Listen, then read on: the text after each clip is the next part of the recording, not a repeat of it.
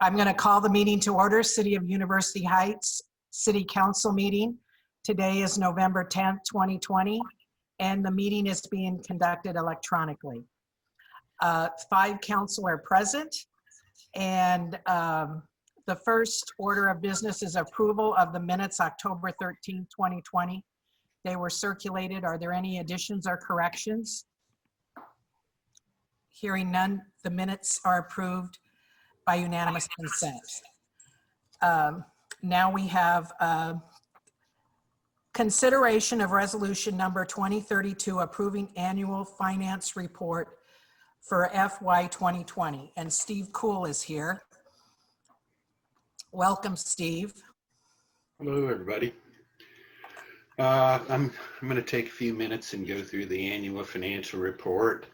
And then I've also got a worksheet to kind of explain where,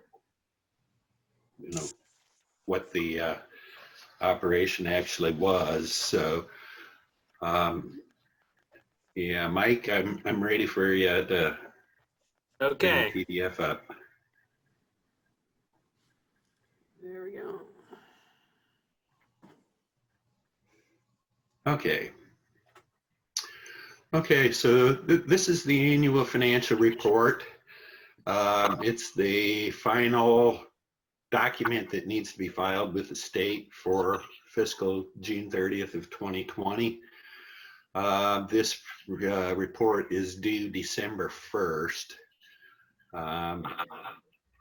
After it's approved and I get a publishing date lined up, then I can finish dating this and get it sent into the state.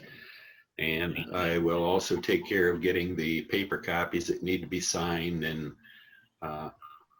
get the publication page sent over to the press citizen. So I'll be getting a hold of, let's see, Louise, Mike, Chris in the next couple of days, and we can get something figured out what day we want to have this published and what day I can get signatures on this. So anyway, the report itself is 10 pages long. The first page of the report's what we're looking at here. This is the final for the year. Governmental, column A, just a little to the right of the middle of the page there. All of the city funds are governmental funds. City does not have any proprietary funds. That would be like water, sewer, airport, things like that.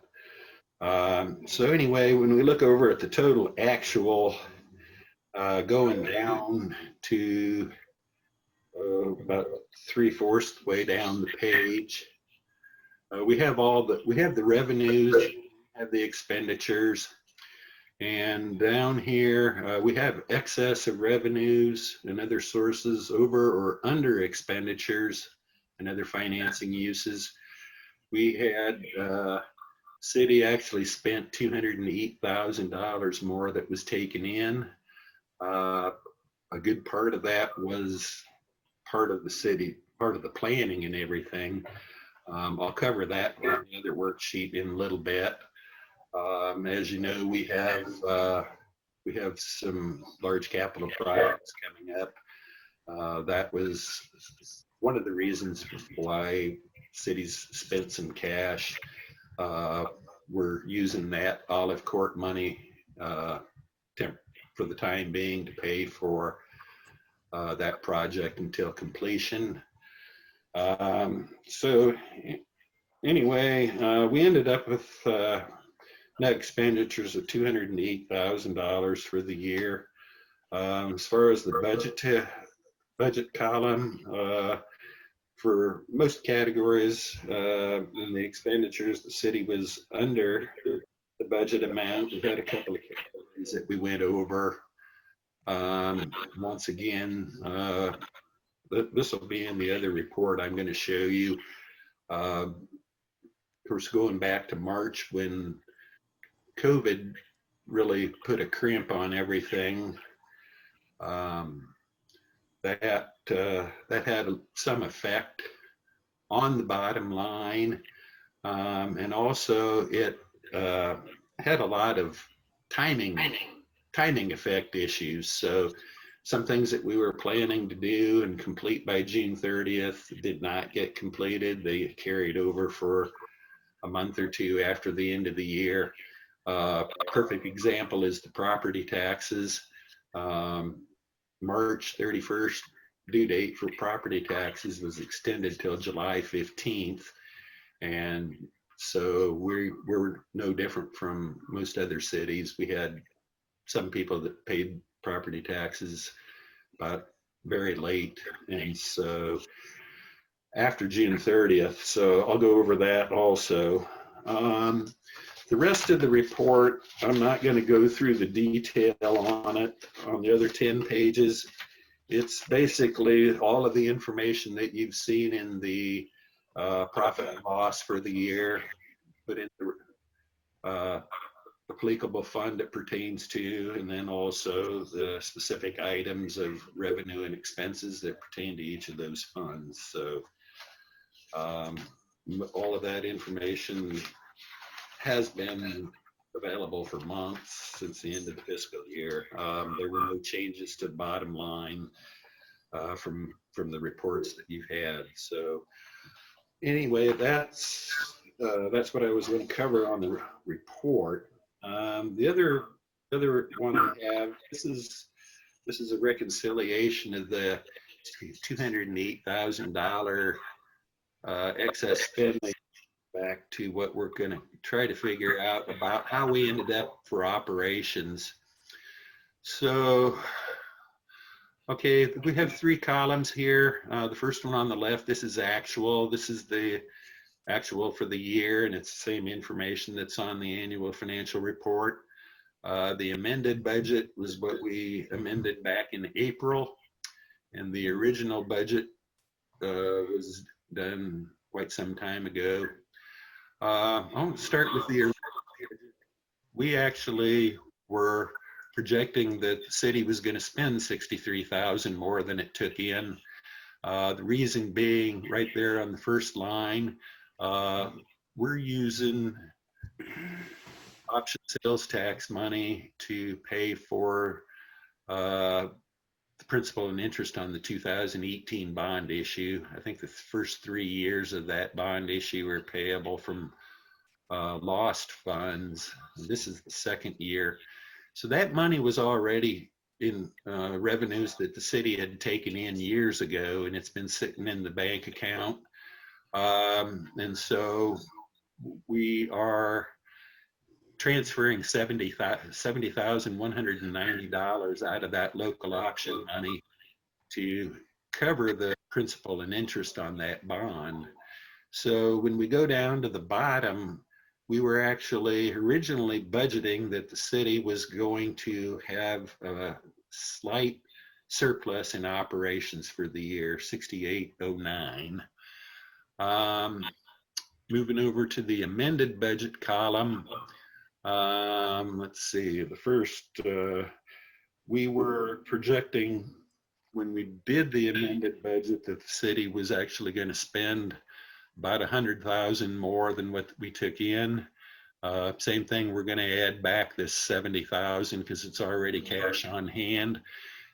Second item,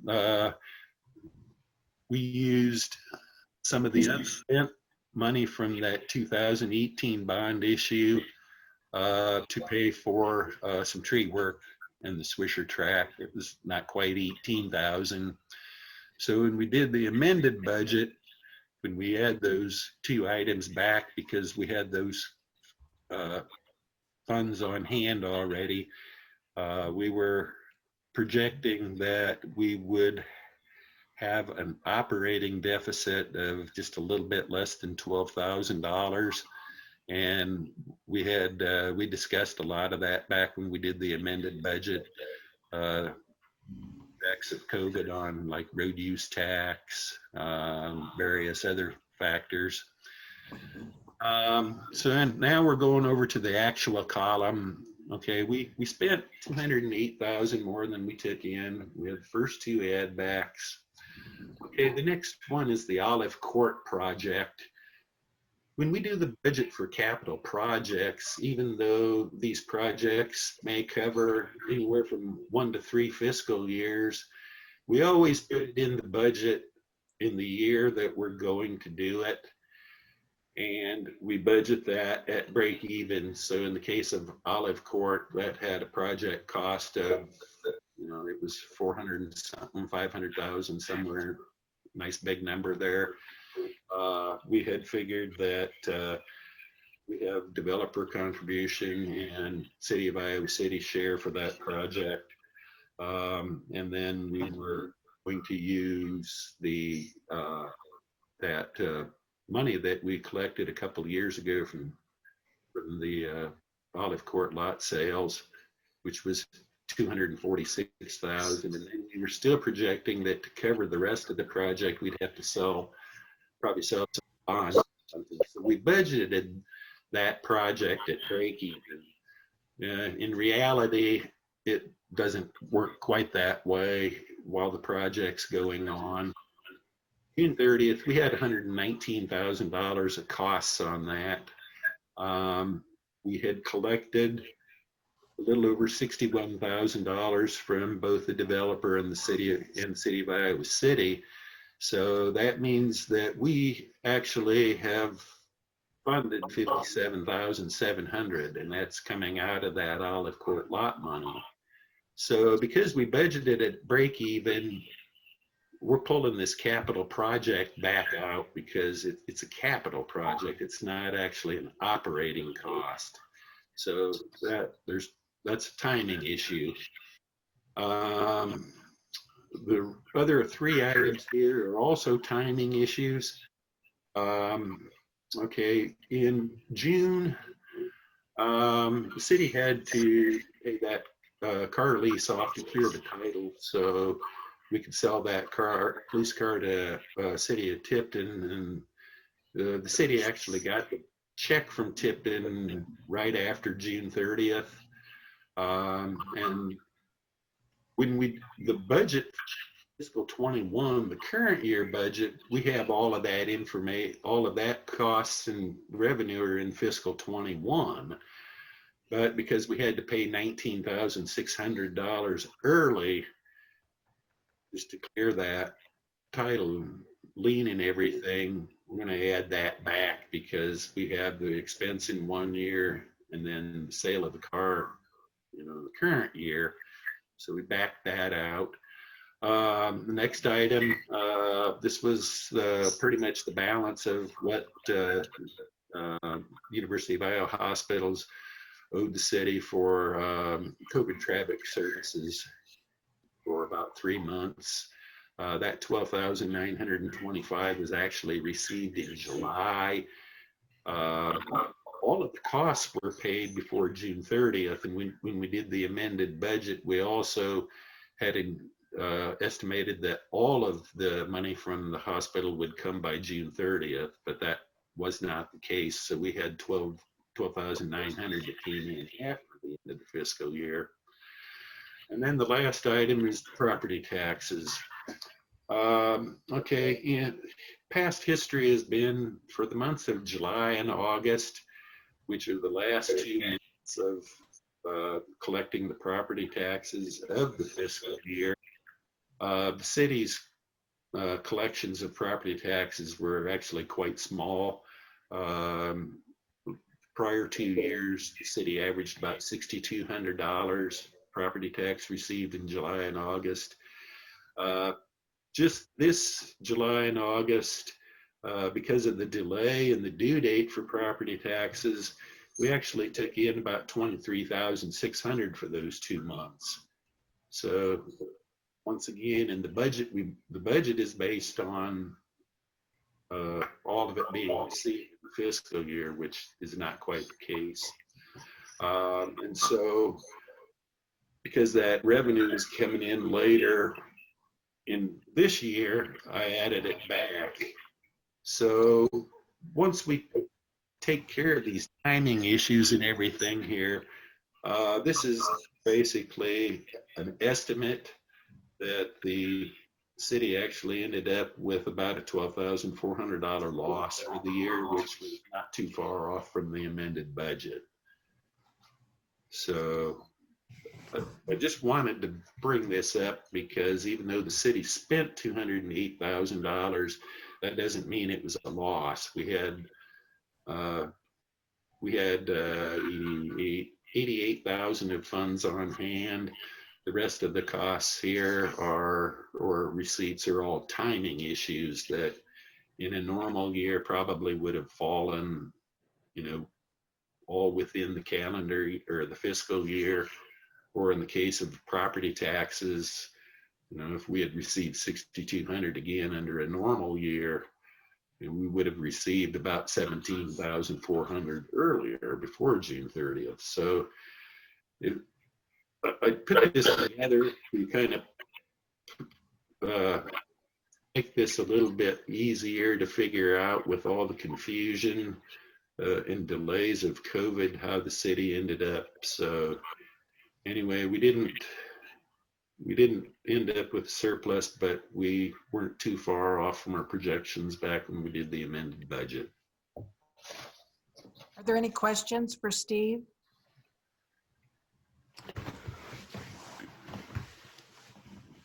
I've got a couple of questions. Steve, this is as of June 30th. So we've had basically 5 months of activity since then. Is that right? For the annual report? Yeah, that was as of June 30th. Yeah, it's the 12 months, July 1 of 2019 to June 30th of 2020, the fiscal year. Got it. Thank you. Are there any other questions? So the consideration of resolution 2032 is before you. I'm looking for a motion. I'll motion. Second. It was motioned by Bobby and second by Casey. Any discussion? Roll call vote. Okay. Cook, Aye. Moore, Aye. O'Sullivan, Aye. Scott, Aye. Wales. Carried. Okay, thank you. Does anyone hear a dog or something in the background? Is there there's some kind of little extra noise in the background anyway. People tell me to mention it if there's noise in the background. Anyway, next order of business is public input. Would anyone from the public like to speak? They can let Mike know. And you have 5 minutes to speak. You can speak on anything you want. It doesn't have to be on the agenda. Just state your name and address.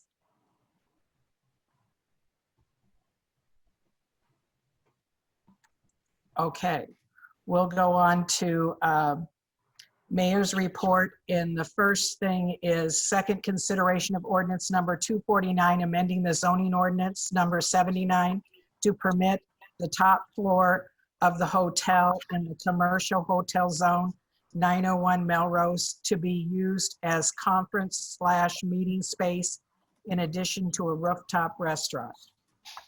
We had a public hearing last month, and the first consideration was last month. Does anyone have any questions? Do we want to make a motion to collapse these final two readings? Yes. Okay, I'll make that motion, Louise. Do you want me to read it? Yes, please. I move to suspend the requirement that a proposed ordinance be considered and voted upon for passage at 2 council meetings prior to the meeting at which it is to be finally passed. I'll second the motion. The second, okay. Discussion. Let's see, roll call vote. Just unmuting there, sorry. Moore, Aye. O'Sullivan, Aye. Scott. Bobby, you're You're muted. You're muted. Aye. You can just give me a thumbs up. Okay. Swales, Aye. Cook. Aye. Motion to collapse is approved. Okay, I wanted a roll call vote on that because, anyway, so now we have second and third consideration of ordinance number 249. Is there a motion for that? I'll make the motion, Louise. Motion by Lisa, I'll second. second by Sarah. Any further discussion? Okay, roll call vote. O'Sullivan, Aye. Scott, Aye. Wales, Aye. Cook, Aye. Moore. Aye. Ordinance second and third consideration passes. Thank you. We'll go on. I see that Greg Stiltner's here and not Jim. So Greg, do you want to give a hotel update? Keep on mute. There. Can you hear me? Yeah, I can hear you now. Okay, great. Hotel update is we are trying pretty much the same as last month. Is we're trying to get everything on the exterior 100% done. We had a really good week this past week, pouring just a massive amount of concrete, patios, sidewalks.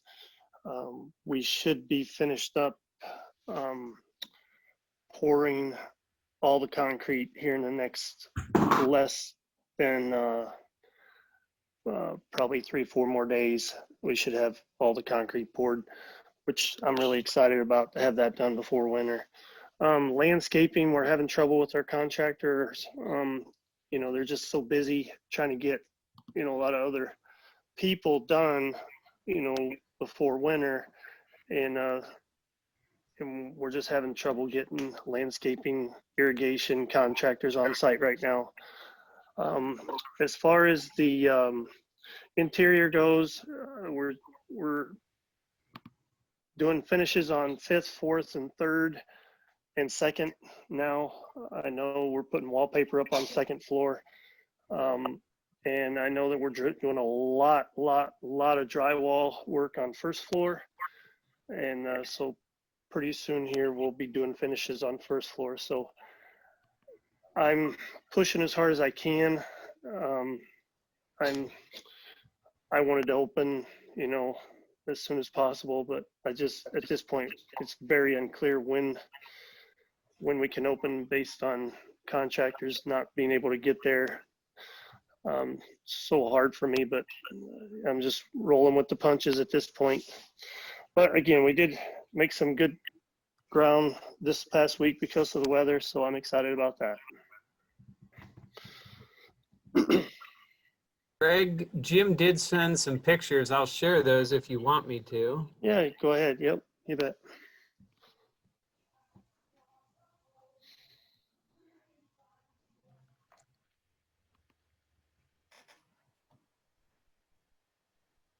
Yeah, this is the patio, one of the patios that we poured.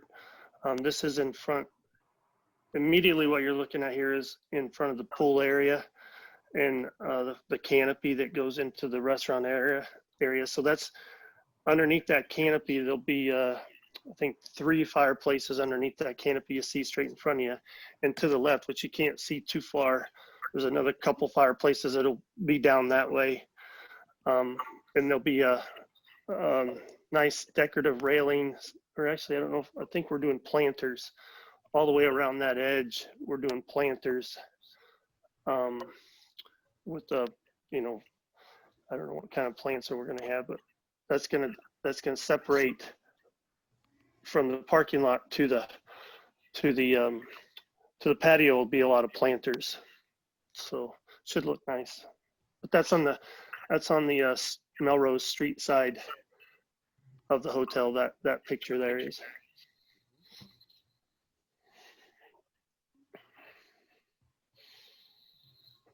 Can Is there hit the another? next one, Mike. I did. You don't see it? It's not as big a picture. No. Mm-mm. Okay. Same pic- How about that one? Mhm. nothing's Nope. hap- Okay. I think you might just Hang on. bring that first one, Mike, like sharing that first window. Yeah, okay. Let me go back and close it back up then.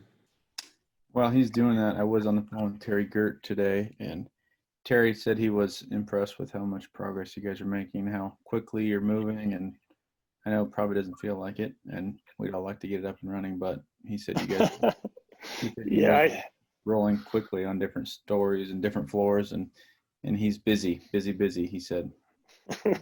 yeah, he's a great guy. I really like him. He complements his project quite well. I like working with him. You know, my mentality is a little different. I like to go really fast. One of the reasons I do all the work for Menards is because they're the same way. They go really fast. So I wish we could have got things done quicker, but it is what it is. But yeah.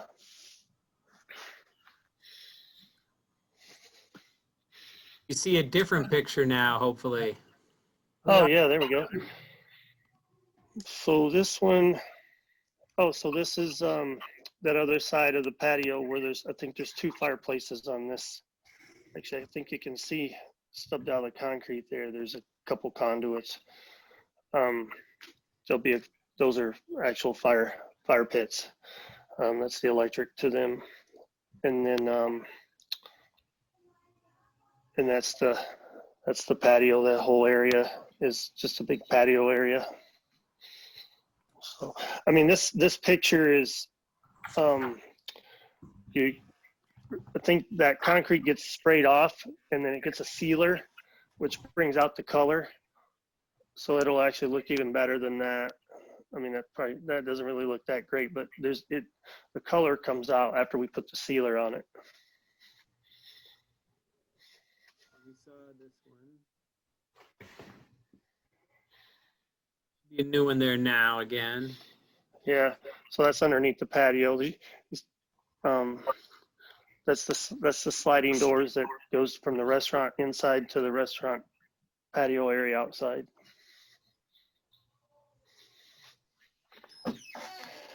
We got some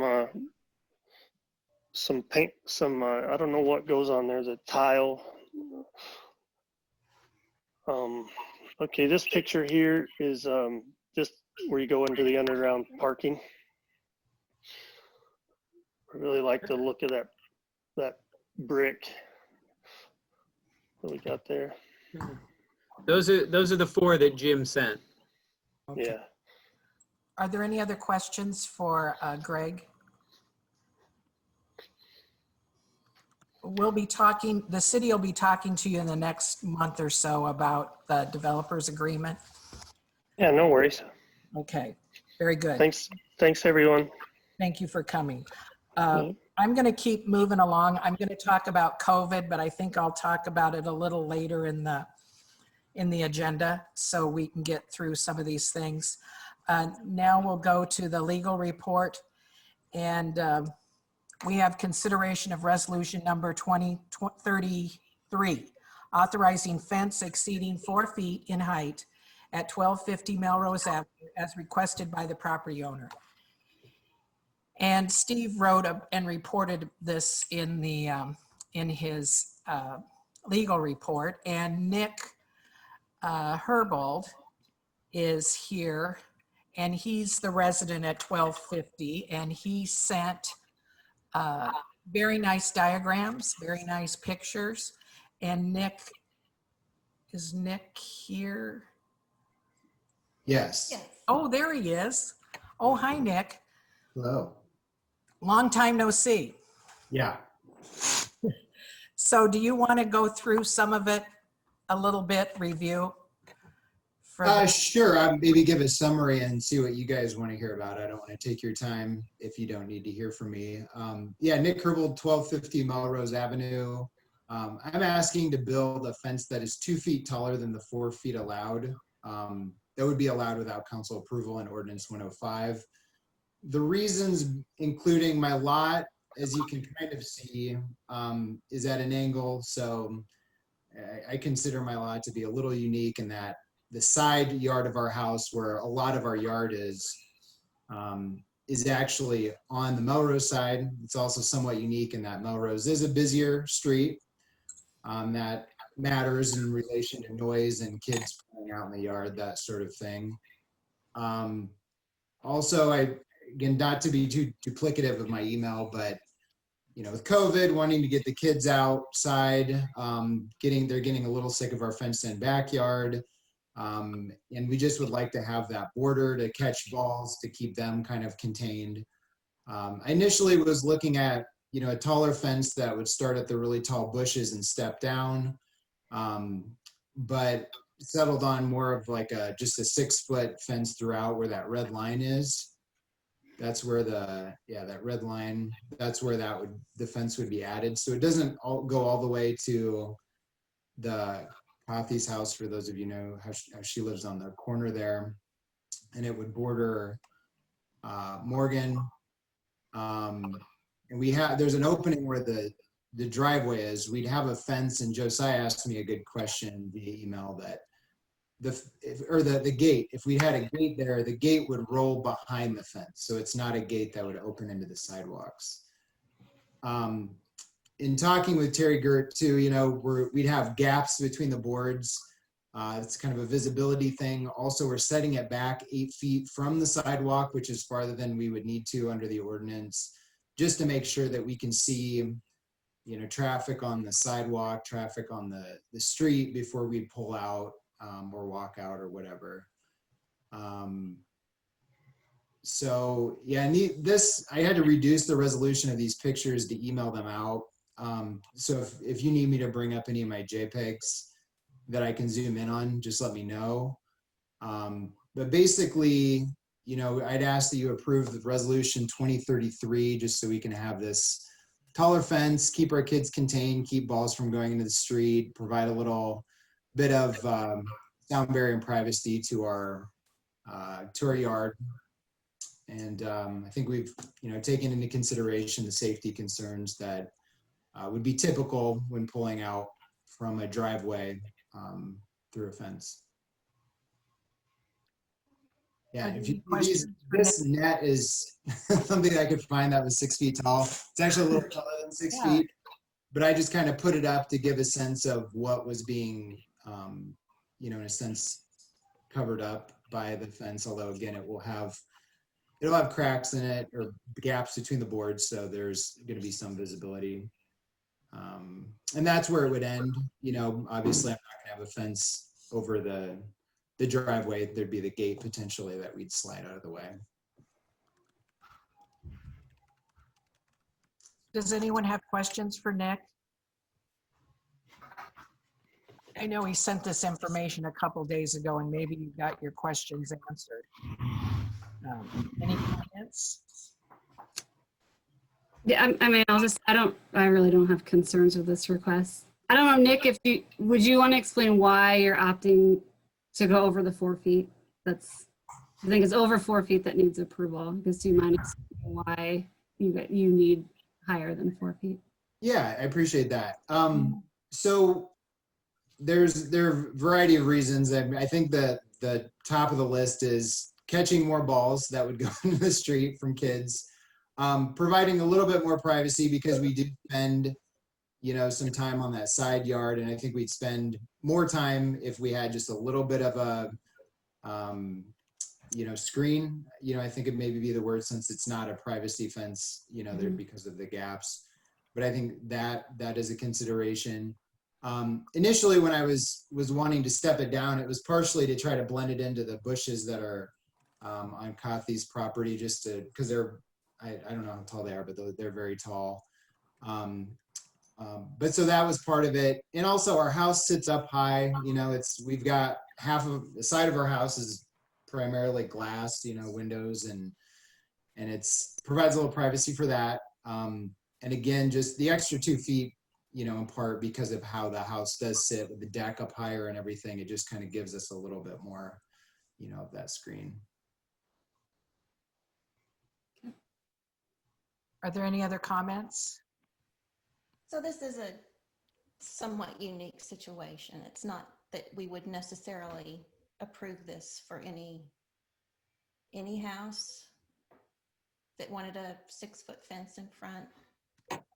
Yeah, I think those factors are unique. I think the fact that also that I'm setting it back that far just to really, you know, I can imagine that if, you know, fences were set up by the sidewalk closer, you know, like 2 feet or whatever, or where depends on where the property line is, obviously, but you know, that could, I would guess, be more of a concern. I would also say that I think fences would look nice.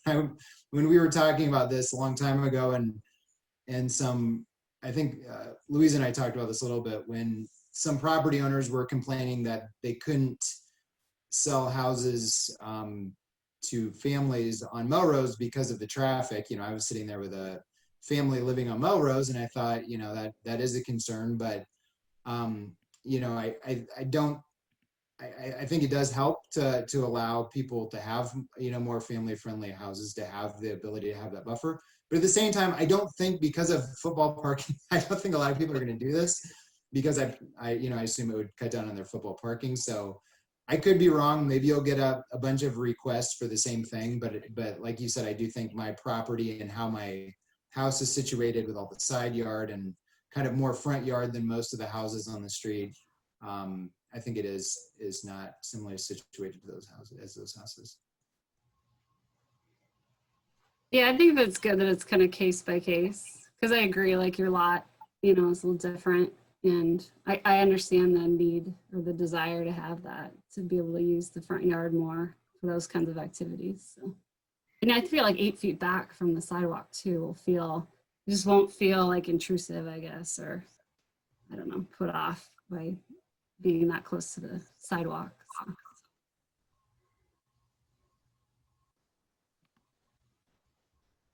Any other comments? Otherwise, consideration of resolution 2033 is before the council. I'll make a Motion. motion. Okay, motion by Lisa, I'll second. second by Sarah. Okay, further discussion. Okay, roll call vote. Ready? Scott, Aye. Wales, Doug, Yes. okay. Cook, Aye. Moore, Aye. O'Sullivan, Aye. resolution 2033 carries. Thank you. Nick, you're invited to stay longer if you'd like to the meeting. I appreciate that, and thank you for all that help, Steve, for preparing that, Louise, and you know, for talking with me on that, and for all the council members to give me feedback. I appreciate that. Okay, very good. Steve, in your legal report, you had quite a lengthy legal report. Did you want to talk about it, or were there any questions for Steve? I know some of his other agenda items are beneath, are lower. Is there anything, Steve, you wanted to add or say? No, thank you. Everything else on my report, I think, comes up later on the agenda. Okay. City clerk report. Now, Mike, you sent a report around. Right. And my report also included the first of the monthly reports from Brian Jensen too. So I really don't have anything more to add to that. Okay, any questions for Mike? Okay, we'll go on to treasurer's report. And Lori sent the warrants around, and she had an additional warrant. Is Lori here? I don't see Lori, but I did notice that she had an additional warrant. That was sent by Troy. That was it. It was Keltec, wasn't it? Was it Keltec? It was the technical group. Yeah, that was added. Did everyone see that? Yeah. So everyone could review the warrants? Yes. Is there approval is there any objection to paying the bills? That's how I say it. Hearing none, the bills will be paid and approved by unanimous consent. Okay. We'll go down to police chief and committee. Louise, before we do, Yes.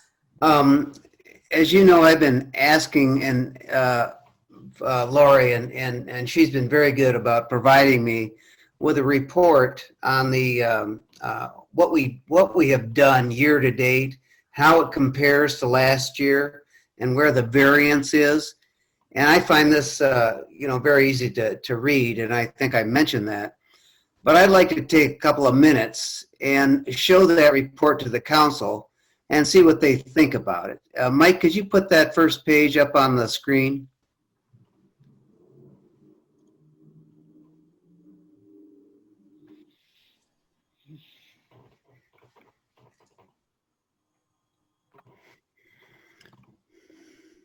Okay.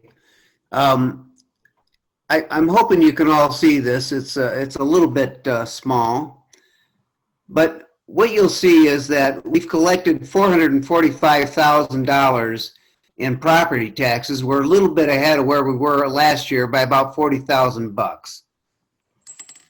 Go on down a bit, Mike, quite a bit.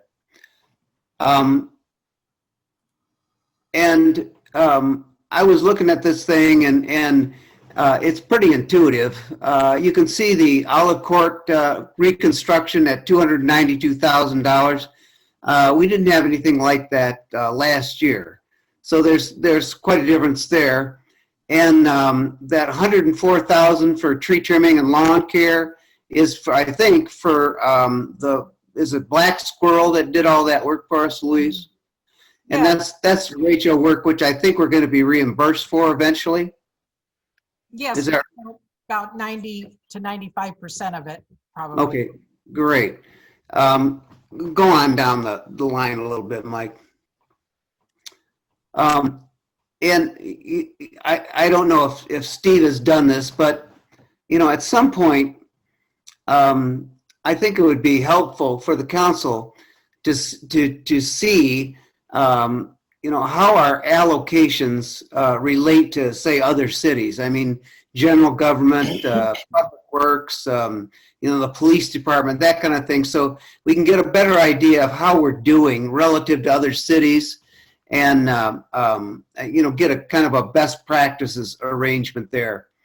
One of the things I've noticed, and I think we can go down a little bit further to the legal service, right there, total legal services.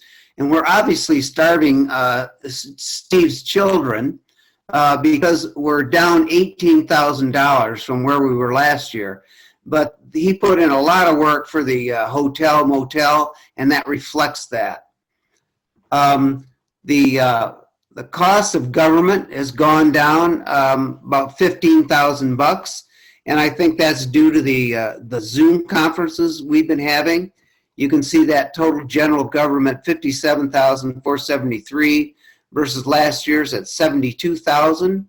So we're down a little bit from that. And this reflects the 5 months that have gone on since the end of our fiscal year, which was June 30th.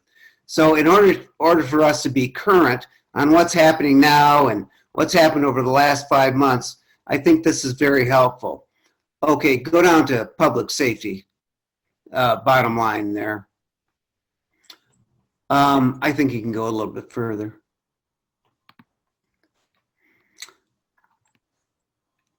Total benefits and costs, total crossing guard, okay. Total, stop right there. Oh, here we go. Go down a little bit further. So, for example, in public safety, a little bit further, Mike, sorry about that. We've got 123,604. Last year at this time we had 100,000, and that really reflects the full complement of the police force. But I think it's worthwhile to keep in mind that represents 5 months of experience, and we're about $23,000 up, and by the end of the year, we'll probably be about $60,000 up. And I don't know how that compares to other cities. That's what we want. As Troy described it, we've got kind of Mayberry relationship with our police. It's not just, you know, a faceless police force that we've got. And the one thing that I was looking at under under police costs was the amount of money that we've collected in fines. And we've collected 50% less in fines. And so when people tell me that University Heights is nothing but a speed trap, I remind them that we've really come off of that. That's not a big part of our revenues anymore. And we're trying very hard to you know, not have frequent stops and not be a speed trap. So a little bit of that reputation is okay, but I think it's kind of deleterious when it comes to Black Lives Matters and that kind of thing. You know, people don't like driving through universities because they see it as a speed trap. Go down a little bit further. Stop right there.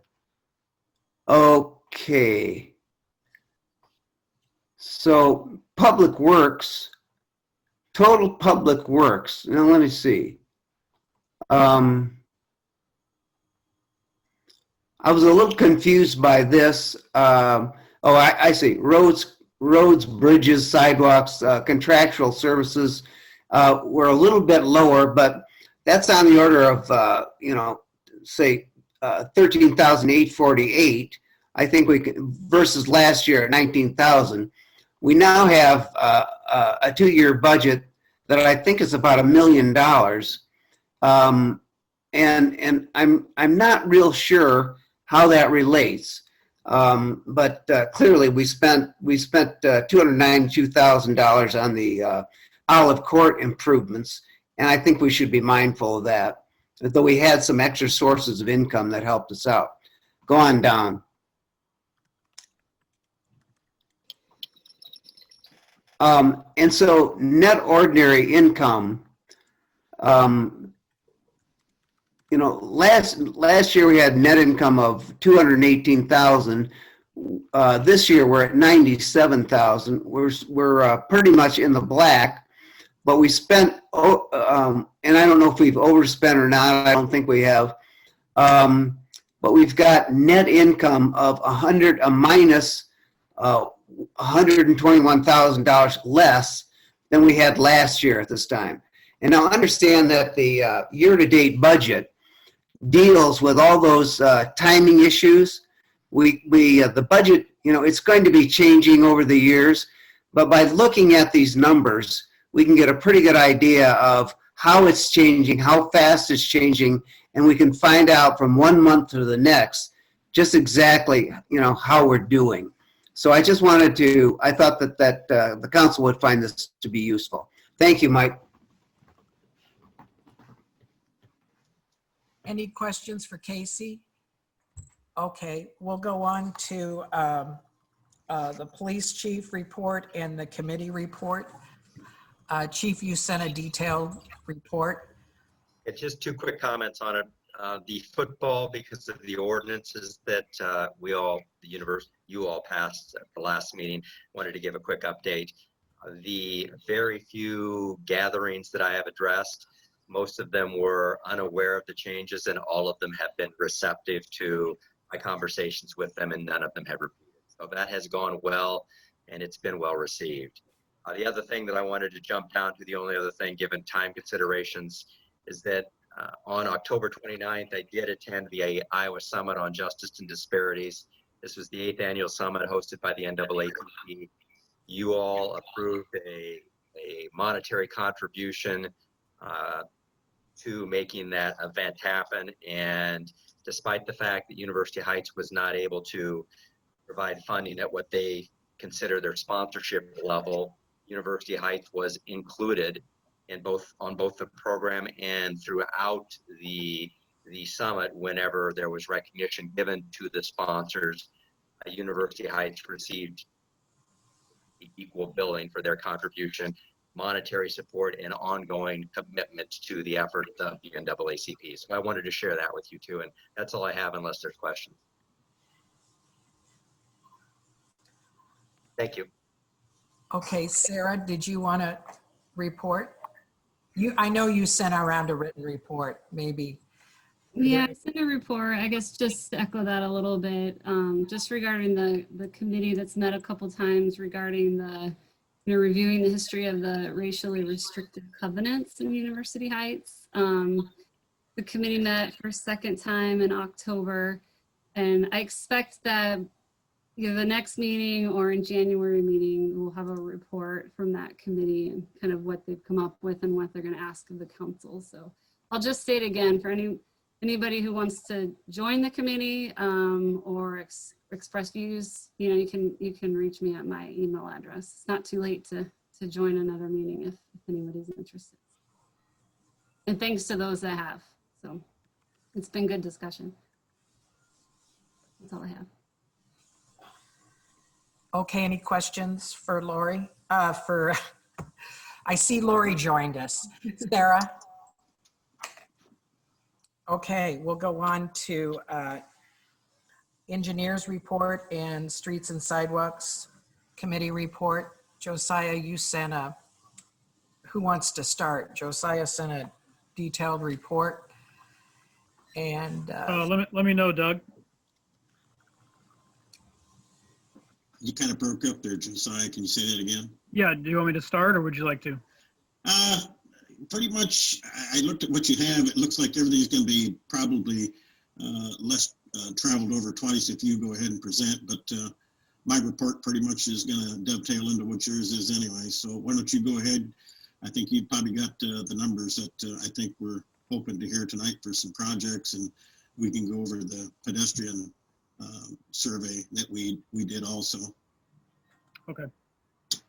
Yeah, I'll just touch on the report items. Olive Court, the contractor, still has punch list items to finish up. I've been talking to them and I expect them to get that done this month so we can close it out in the December meeting. Gulfview Drive, parking and drainage improvements. So we've got our basically our preliminary layout complete for that project. I sent around the layout for that to everybody to look at. I've also sent that to Paul Moore for him to take a look at and review, in particular the portions in front of Stella and his property there at the end. Well, I noted there was two things we found that we added to the project from the conceptual phase. You can see a part of it there. There's quite a bit of erosion occurring along that sidewalk there at the ravine.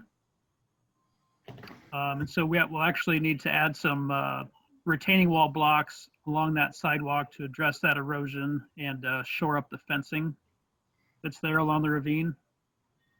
And then the other thing we included wasn't in the original concept was a small intake and some additional panel replacements at what I'll call the south end on the following page.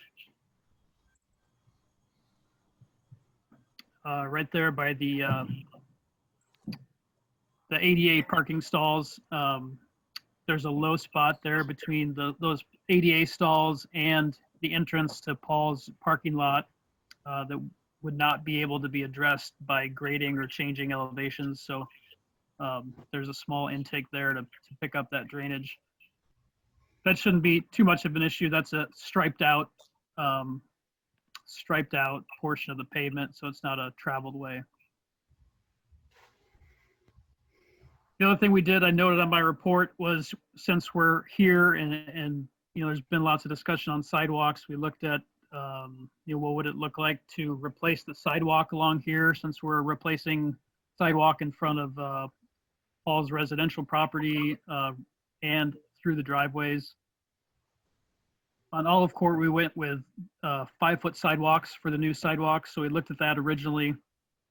And if you could slide up to that previous drawing. Thanks, Mike.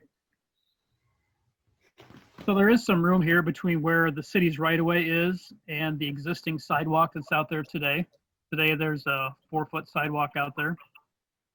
And there is about 2 to 2.5 feet of available right-of-way. I guess what we found is that by widening the road slightly for the parking area, it shortens the driveway aprons, which of course makes those steeper. Some of the driveway aprons are pretty low slope existing, so it's not that big of a deal. Some of them down at this end get steeper, so we looked at widening the sidewalk, but adding that foot shortens the driveway aprons another foot, which isn't great. The other thing is that we've got quite a few shrubs and trees and things down here at this north end of the project, as well as the ravine itself and the fence. It just doesn't really make it feasible in our eyes to blast through a new sidewalk there. So I guess our recommendation is that we do not do that, but I do want to look at providing you a cost before we get to our final bid stage plans to maybe just replace this sidewalk with a 4-foot sidewalk. The section we're leaving in currently, like between the driveways. So you're saying it'd just be like the gray part that would be replacing the sidewalk? Yeah, so right now the dark gray are the areas we need to replace, including the driveway aprons and the sidewalk at each driveway. So there's segments between the driveways essentially that could be left in place as they are today. But maybe it makes sense to just go ahead and redo that while we're here and it's torn up. So like I said, I've sent this to Paul Moore as well to get his feedback. I'd be glad to get feedback from anybody here if they have some questions or concerns or suggestions. We'll be basically taking this preliminary plan and moving to a final review set next month. Are there any questions right now on the Olive Court? I'm sorry, this Golfview project. Are you going to contact, as you usually do, the neighbors around the area of that too? Yes. Yep, and I've been talking to some of them as we've been out on site. Okay, good. Any other questions about that project? Okay, I highlighted that there is a curb ramp and sidewalk repair that was done recently at Kosher and George. This was a result of a pretty severe trip hazard that we identified during our city walkthrough. The adjacent resident got a quote and approved that work to be done. Two things about that. We had a curb ramp, a city curb ramp, and a landing right there that was also out of compliance and had a trip hazard. So we joined in and had the contractor replace and fix that while he was there. The other thing is that there's a large tree there at the intersection of the T intersection of Kosher and George.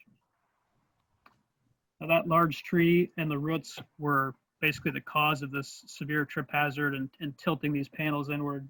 In order to avoid hacking up the tree roots, the sidewalk was replaced, but it was moved over around the tree. So a portion of that sidewalk is now onto that property owner's front yard property. And we talked about that with them, and they agreed that they would provide a permanent sidewalk easement to the city to cover that portion of the sidewalk on their property.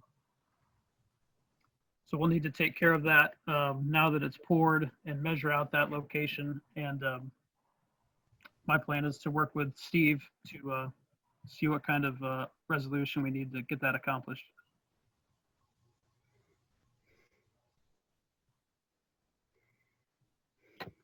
Next up, I'll jump to the Melrose pedestrian crossing. This is the MPO JC work item. So they've had a work item on their list for a year or so now to help assist us with evaluating the pedestrian crossing at Olive Court and basically this overall corridor. So Doug and I met with Kent Ralston and Emily Bothell to look at the area, to talk about how we can evaluate it. You can see the exhibit here. So I've just highlighted in green all the existing pedestrian crossings of Melrose in this section. I did highlight with some in a blue text box there that just as you get over the railroad bridge into town, just on the west edge of that railroad bridge, there is no marking, there's no curb drop or anything, but that's a frequently observed location where a lot of people take that opportunity to cross the street and sort of fan out. Actually, so there's a pretty significant number of students, I would say, that use that and that actually head towards where the hotel is, and head south and east into the apartments in Iowa City. And then there's a fair number of people who also take that route and then cut up through Olive Court to get south, either into University Heights or further towards Benton. So the plan is, and I think, like I mentioned, I think they've already completed this. The MPO is going to start by taking counts out there and seeing how many pedestrians are crossing during the day, during the morning and afternoon peak hours. And maybe more importantly than the numbers, where are these people crossing the street just naturally, so we can get a feel for where all this pedestrian crossing is happening, and then use that data to maybe look at a couple options with the MPO's help to evaluate where we might make changes either to the Olive Court crossing or adding a different crossing, perhaps near the bridge, and how that might work. So that's the first step, and I guess that's where we are now, waiting for some of that feedback and that data from the MPO before proceeding.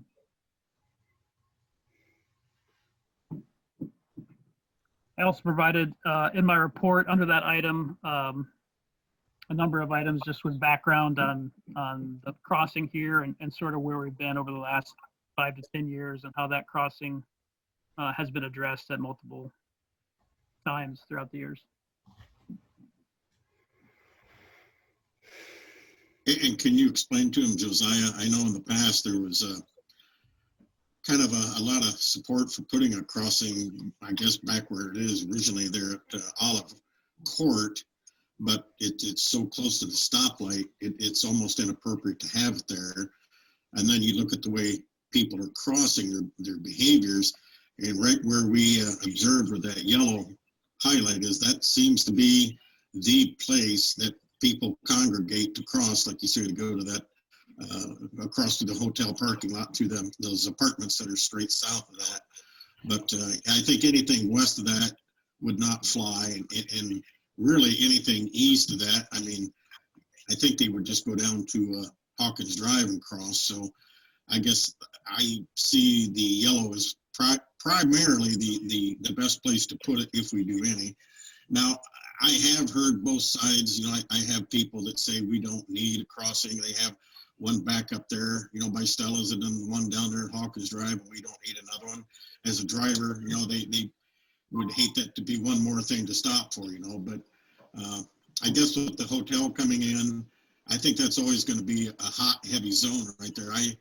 I guess I feel that a pedestrian crossing of some kind, or whether it's a signaled and light, flashing with an island in the middle or something, I think would be very beneficial for everyone's safety.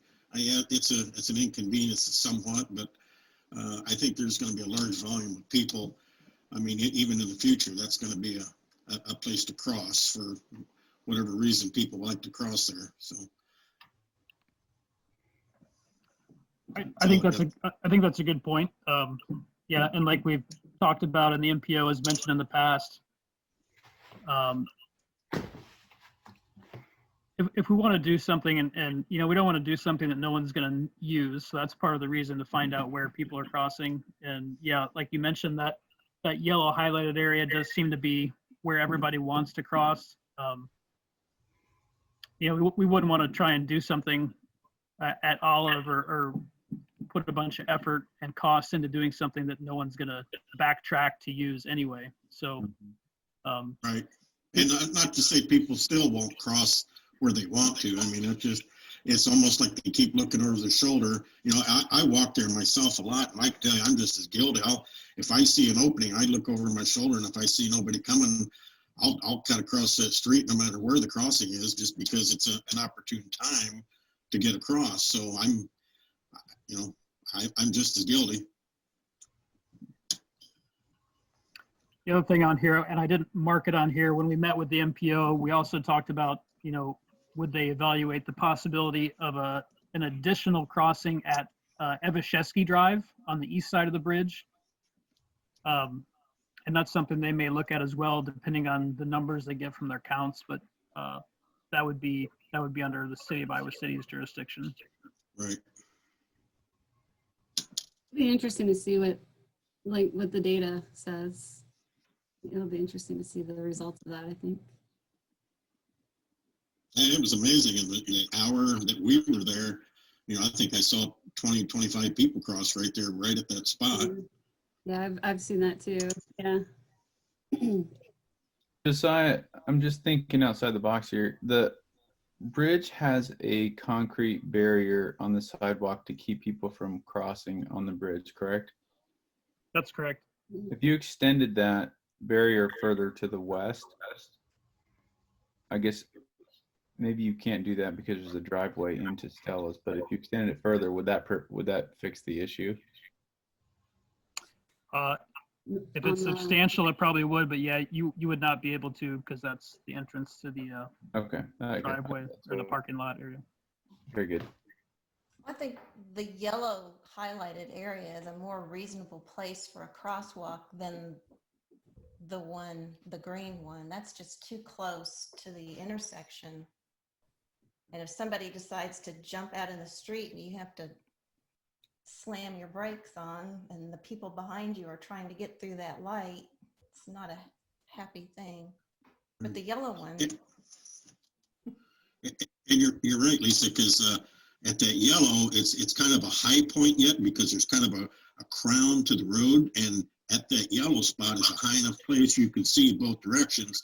You start going west a little bit, and it starts dropping down, and you're not quite as visible as you are in the yellow. So yeah, you're exactly right that people would appear to be like jumping out in front if you know, they're kind of down below the hill a little bit. So it's not much, but it's enough.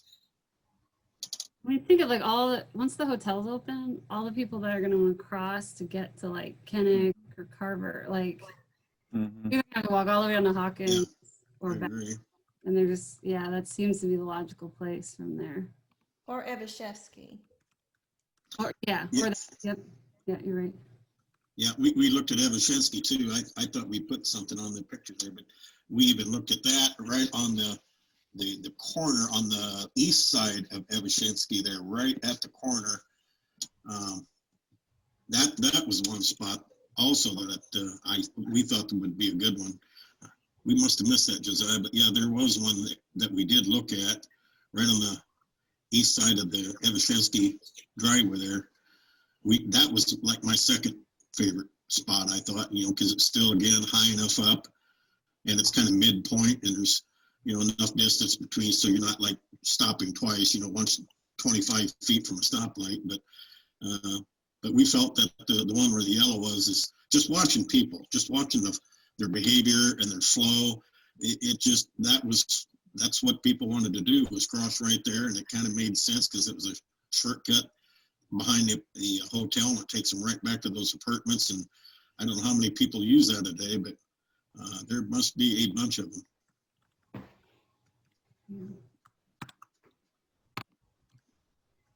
Well, on that point, I wanted to bring up too, when we talked about this with the MPO, the counts, the actual volume of people crossing is likely down right now due to a number of factors with school and people working from home. And obviously the hotel there is not online, and that's going to introduce a new stream of pedestrians.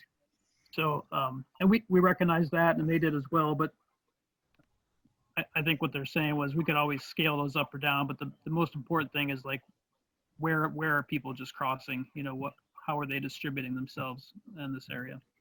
And are they watching the one at Olive Court too? I mean, because that's be interesting to me is like the comparison. If people are using that yellow one and not the Olive Court crossing?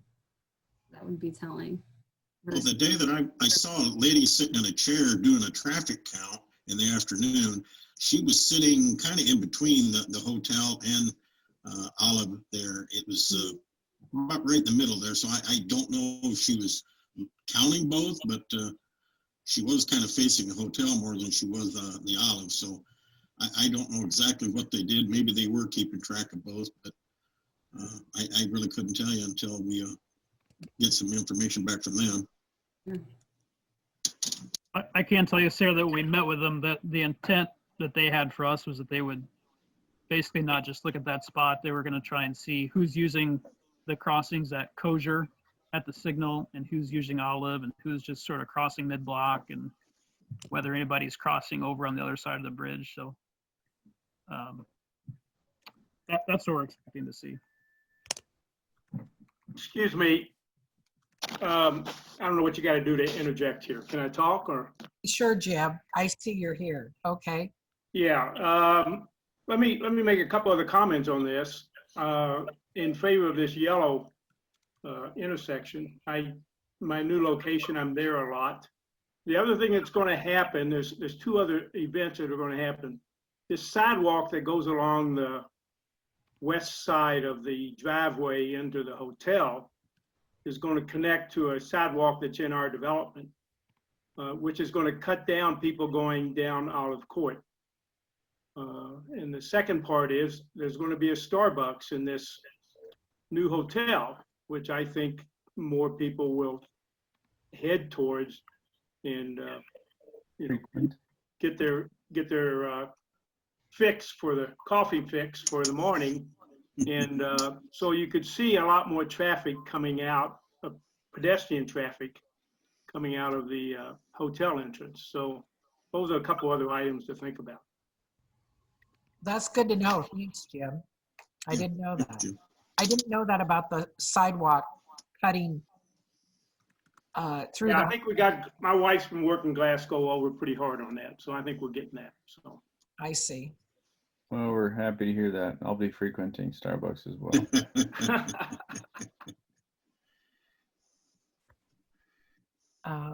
Okay. Anything else on that? Okay. Last thing we've got is streets, sidewalk project estimates and budgeting. So I have a preliminary draft version attached for council and staff to review. With this would be the fiscal year 21-22 proposed budget options, I guess, at this point.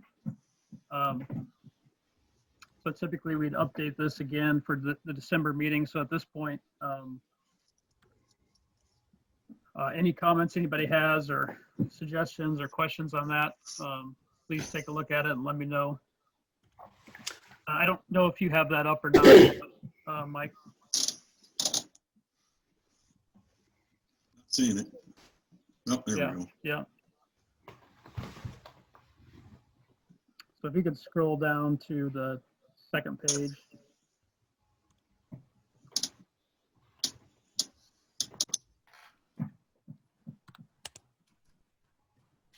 So this is sort of an overall map highlighting two things. One, the purple lines indicate, at least on this draft, projects we have cost estimated in there based on the street walkthrough we did this fall for consideration the next budget cycle. Some of those overlap with projects that we had identified in the capital improvements list as well.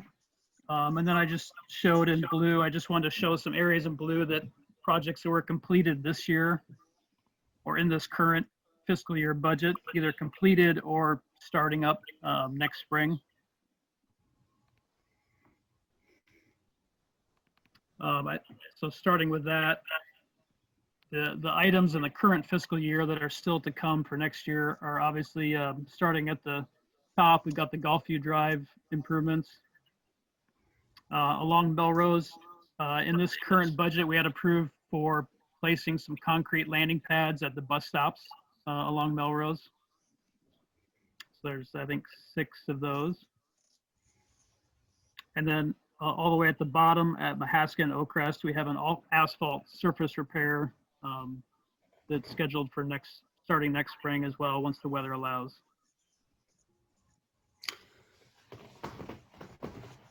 A few questions, Louise?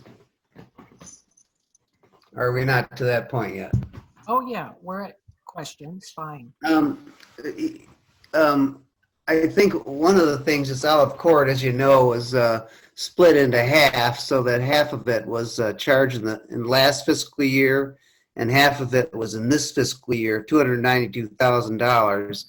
So I think that puts a little bit of crimp on it. We show it as complete, and it is, but in terms of when the payments was made, wasn't that pretty much $292,000 this year, Josiah? I don't know the numbers. I think they had one significant pay application the contractor did before June 30th. I don't remember the numbers, but I think that's correct. Yeah, and the sidewalk on Oak Knoll between well, it goes down to the Horn School. It's right on the west side of Sunset there. What's your plan on that sidewalk? Are you referring to number 7? Yeah, I think it's number 7. Yeah. Yep. Right now, the estimate on that project is to remove and replace that existing 4-foot sidewalk with new 4-foot sidewalk. And I've been on the sidewalk quite a bit and wondered what your concerns are about that sidewalk. That was one of the areas we saw that had high school traffic, and sections of the sidewalk that were good and some that were not so good. And I probably take issue with you on that. You know, I don't see that as it looks to me like it's perfectly good sidewalk, and the kids can walk on it, and it just seems like it's unnecessary for your budget. That's my opinion.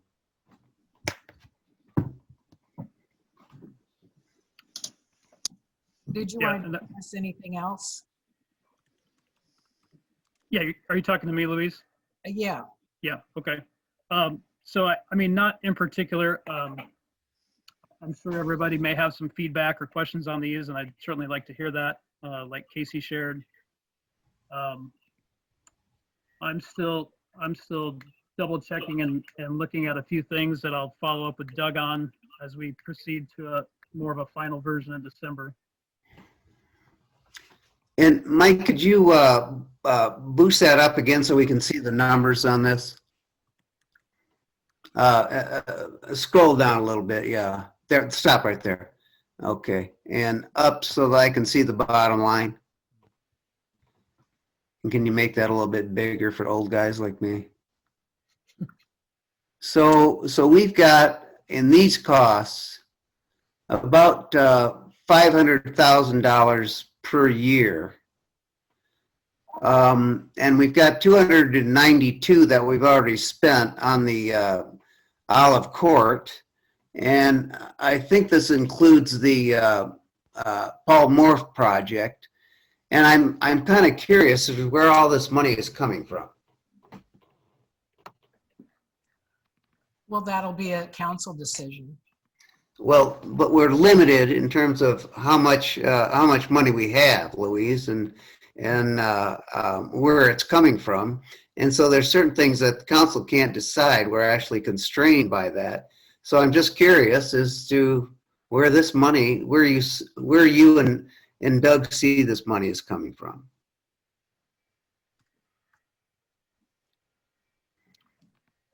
So I can't answer that question for you. I mean, obviously that's a council decision on how much money you have and what you're available to do. So typically this list includes obviously more than you can do. It's sort of a wish list, and my experience is that as you go through the budgeting process, the council says, hey, we've only got so much money, and then you come down to determining which of the 2 or possibly 3 projects are the most important and you could fund. And that's how it gets cut down. So, because in looking at this, I wasn't under that impression. I got the impression that these are things that we want to accomplish in the next 2 years, and it's about $1 million. If you were to cut projects out of this, which ones would you cut out of it? I don't know yet. I don't have that detailed yet. Okay, and if the council decides that the budget is $240,000 and we've already spent $292,000, we'll have to either dip into the reserves or go into bonding on this stuff. I'm assuming everybody on the council knows that already.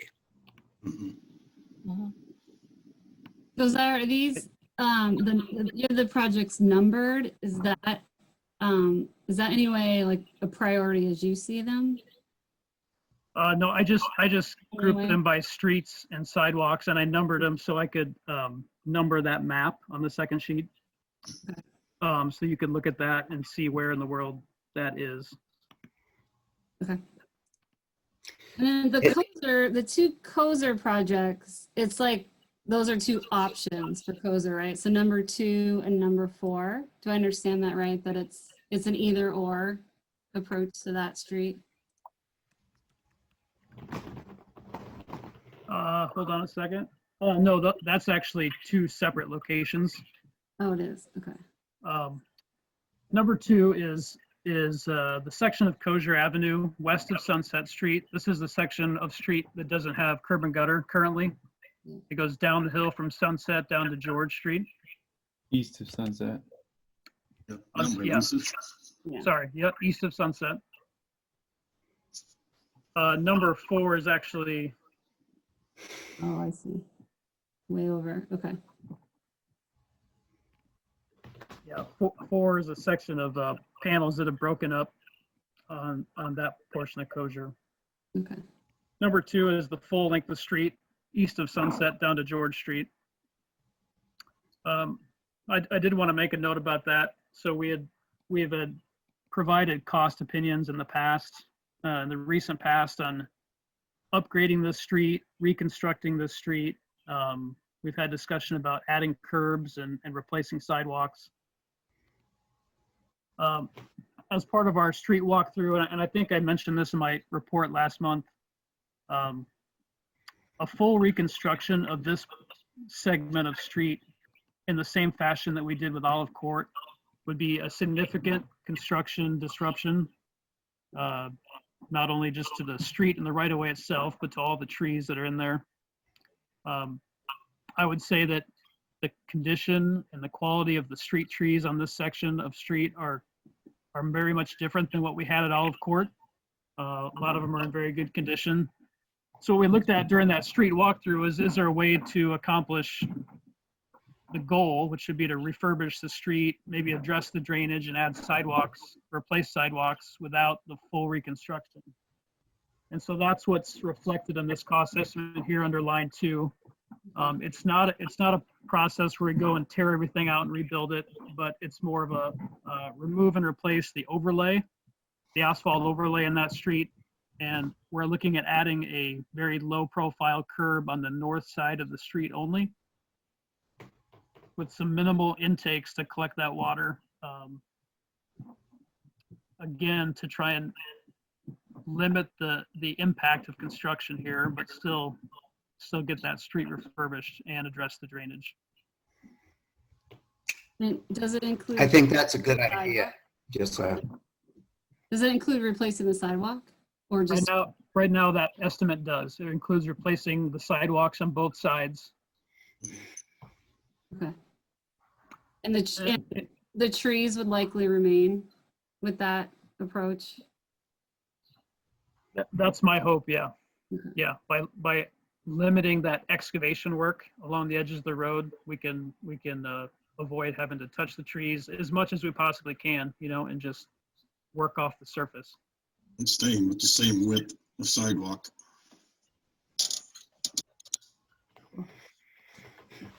Uh, And it's, Or, and it's, go ahead. I'm sorry. I thought I read it was going to be a little bit wider. Or am I can't hear you very well, Lisa. Could you Okay. lean into the microphone? Okay. How's this? Is this better? I Yeah. thought it was going to be a foot wider, or am I mistaken? for the sidewalks, Yes, Josiah. the cost estimate includes providing a 5-foot walk on both sides. Okay. I'm sorry if I didn't No, I say think that, mention that earlier. that's what I, Yeah. One of our criteria, I don't want to interrupt anybody. One of my criteria was we talked at length about trying to establish some balance between rental housing and owner-occupied housing. And that's why we tended to focus a little bit more on the area east of Sunset. Did that, was that a concern, or did that enter into this at all? The idea being that if we can improve the infrastructure in the older parts of town, we'll probably be more successful in attracting home buyers that want to live here forever. And I know that was a big priority of the council. And I'd like to see that as part of the, when we winnow through these various budget items, that we consider that as kind of important. I think that's one of our priorities. And that's why I think that the sidewalk on Oakdale has some merit. It's highlighted in the comprehensive plan, but it didn't meet the criteria of being in the older areas. It did meet the criteria of child safety, but it didn't seem to be in bad enough condition that we could take out the sidewalk that we got and put another sidewalk in. And that's why I challenged Josiah and Doug on that sidewalk. Yeah, I know there are a few kids that are wheelchair bound. I don't know if there's an ADA out of spec range for that sidewalk. I know when you walk, it's different than riding a wheelchair. So, but I do know there are 2 or 3 kids that I've seen in a wheelchair, and maybe that's something that we need to address as a priority. In my eyes, I think it would be. I think this is a good list. I mean, in my mind, this helps us when we're prioritizing. Once we kind of get an idea around how much we can spend, this helps us prioritize projects in my mind. I mean, we can start to look at some of the factors that Casey listed out, safety and everything else. I mean, I think this is great. I think good job, Josiah. This is very helpful. And we still have projected hotel funds coming too. So those numbers should only get better for infrastructure available money.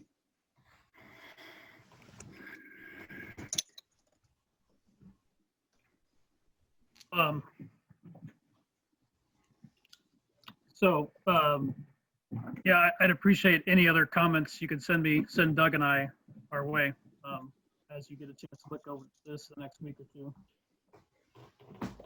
So just real quick, Doug and Josiah, this list of project is, as you guys surveyed, walked around, this is kind of everything you see basically that needs addressed. Is that correct? Yeah. Josiah and I walked pretty much the entire town, pretty much every sidewalk, every street, and it got broken down into, I hate to keep going back to my analogies of have-tos and want-tos, but the infrastructure, the have-tos are these things that need to be fixed, repaired soon. I mean, amenities and pretty, that's all nice, but right now if you got a hole in your roof, that's not a good time to build a swimming pool. So we kind of went into it with the mentality of we need to fix our stuff first before we start worrying about swimming pools and stuff. So we kind of picked off the biggest things that we saw as a trip hazard, a safety hazard. It's coming apart. It's water drainage into folks' yards, across properties. ice dams being built in wintertime, slip and fall hazard in the wintertime. That was pretty much the template that I used. I think Josiah probably did as well. So we kind of went with the squeaky wheel, I guess, is the approach that we identified. Who's the hottest irons in the fire? So we got. And I would jump onto that to say, there's items on there that obviously, like I talked about, my expectation is that, as always, you can't do everything, and we need to rank those so that we come down to, hey, when the budget's only this much, what are the 2, 3, 4, 5 things we should focus on, and that's still something I need to go through with Doug before the December meeting. Mm-hmm. So we've got $1 million in improvements that we're going to have to winnow down. We've got $292,000 that we paid this year in Olive Court improvements. And at last month's meeting, there was a kind of insistence that for the Melrose beautification and total transportation project, we keep the underground wires in the process, which costs us another $500,000. And to just follow up with you, Doug, wants versus needs. Certainly, I think these things are more wants, more needs, I should say. But I do see, once again, that the utility lines are definitely a want, and they should take second fiddle. We have other priorities, and we've talked about those. A trail system on the Swisher track, which has been waiting a while. And, if we want to do anything about, there are various other things, which I won't go into right now.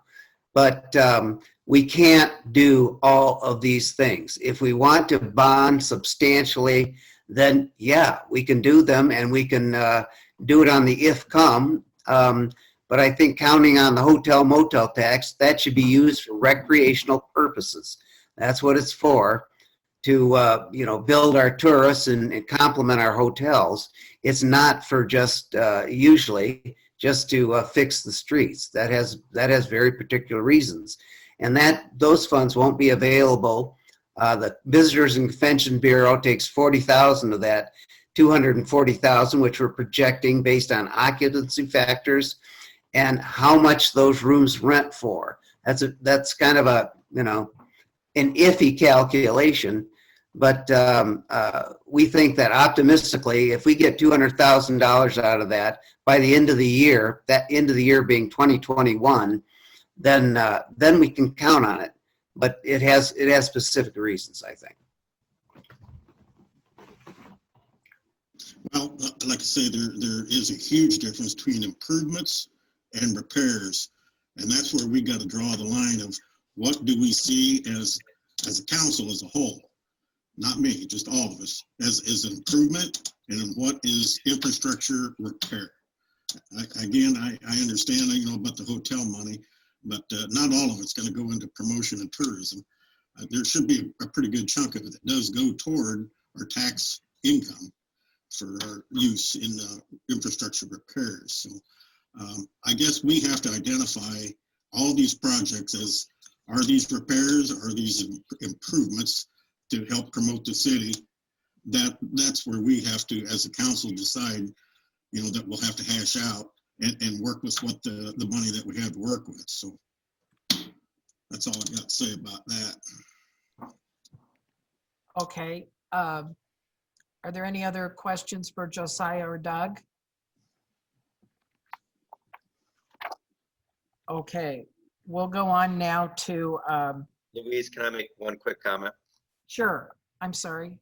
No, I saw in Oh, it's- Josiah's, Okay. yeah, I saw in Josiah's report that the city's getting a few more of the don't dump here, drains to river decals. There are very few of them left in the city offices. The only reason I mention that now is if there's any desire to get them on, if it matters, as the weather changes. We do have a very few if we want to mark the box culverts Josiah identified as in need. So just for what it's worth, I know there's roughly half a dozen of them at the city office. Okay, Good to know. Thanks, Troy. thanks, Troy. Did you say a half a dozen? I went and counted today and there was 8 that I could locate. I remember seeing them when I was looking for replacement flags earlier in the year, and I went back and looked today and there was 8 of them. Okay, thank you. Anything else before I go on to finance? Bobby, you have your committee report at first. I mean, I think you have anything to add in a separate report? No, nothing major. Everything basically seems to be in order. I mean, we've talked a lot about Steve gave the update on the end of the FY20 fiscal year. Things are pretty well, I mean, pretty well in place for where we're at so far. Nothing out of ordinary, I guess. Okay, thank you. Can I ask Bobby some questions, or a question, Louise? Sure.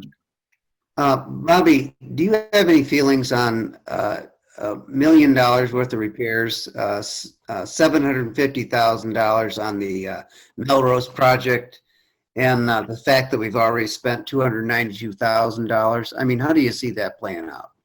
Yeah. So I think some of the 292,000, some of that, I think we actually planned on spending it in last year's budget. And so we didn't spend it in last year's budget. So it was cash we had in the bank, so to speak. And I think, and then we spent it this year. So it was really just a timing issue. And then the rest of it, I don't really know that I have a strong enough understanding, I guess, or opinion for that matter, on where we're at. I mean, we only have a limited amount of funds. The money coming in the future is somewhat up in the air. And so I think as we, look through the lists of what Josiah's put together and Doug, and, talk through it as a council, we're just going to have to prioritize and pick, really, because I think you're right. We won't have enough money unless we bond. We won't have enough money to do everything. And so, but I guess I don't feel like I have a good enough grasp on the whole picture and the 5-year plan. If I understand it correctly, the 292,000, the reason we split that up is because for the Olive Court, despite the fact that we're getting that income from lost funds and the developer and the sale of lots and houses and whatnot, we had to split it up in order to be able to afford it. So that's why it's 2 years instead of 1 year. And I might be wrong about that, but I think that's why we split it up. Otherwise, we would have put the whole, I don't know, $530,000 in 1 year. And that's where the notion that we can afford about $250,000, but we do have some reserves, and I think that we'd have to draw down reserves pretty considerably, and that the council's got to be ready to take that step. Or bonding, which I've gotten a couple of letters, and not everybody's too crazy about bonding in University Heights, so there's going to be a trade-off there. Yeah. I guess I was under the understanding that a lot of that was a timing issue, but I don't see it as a timing issue. I mean, the 290, but the 290, yeah, they pushed it in the other year because we couldn't afford it in fiscal whatever it was, before we got on the council. Yeah, maybe that's true. I guess I didn't see it as a timing issue. I saw it as we can't afford it. Like I say, I could be wrong, but somebody's going to have to give me some compelling facts to tell me why I'm wrong on that. Well, I don't know if Lori or Louise or anyone wants to comment, but I believe it was just a timing issue. From what I understand, we had cash in the bank and we were able to pay for it. Had we been invoiced or had that broken up, I guess, am I wrong on that? What do you think, Louise? I think it's a timing issue. I mean, you start the project in like late February, March, and then you pay the bills that come in, and the first invoice was maybe $100,000, and it came in June maybe, and then the other invoices will come past the fiscal year, and we pay them then. We're not Because going to pay ahead. I think a lot of the project was delayed because of COVID. Is that correct? When construction crews were down, so billing was behind as well. Well, it was scheduled for the year before, and we didn't get good bidding because we were bidding at a bad time of the year. And so we didn't get good bids. It would have been like 30, 40, 50,000 more. I can't remember the exact figures. And so the council wisely said, we'll push it in next year and bid it, like in January. I mean, Josiah can explain exactly the date. That's when you're going to get competitive bids. Then we got competitive bids. So do you think the fact that we spent $292,000 this year tends to constrain the budget for this year and for next year? You say timing issue, but I don't buy that. Anyway, we agree to disagree. Okay. It's not just a timing issue. Can we keep moving on and talk about consideration of resolution number 2029, authorizing internal advance of funds to urban renewal projects. Now, Steve had this in his legal report, and he gave great detail in this. And Steve, did you want to add anything? Not particularly, but I am happy to answer any questions. There's 3 resolutions on the council's agenda tonight that relate to the OUP TIF. This is for the fiscal year, the next fiscal year, so these be payable 21-22. The TIF agreement with the developer of OUP calls for the council annually to consider an appropriation up to 95% of the taxes generated. This is known as a rebate TIF. So if, for example, taxes don't get paid, then certainly no TIF money goes out. It's just a rebate of what comes in. The council in 2015 approved the development agreement requiring the council every year to consider this annual appropriation. And I think the figures are sort of set forth. There was a document that I sent with my legal report called a developer's certificate, and it has a worksheet in it. It explains the valuation. I tried to, the valuation of the property currently by the Johnson County assessor.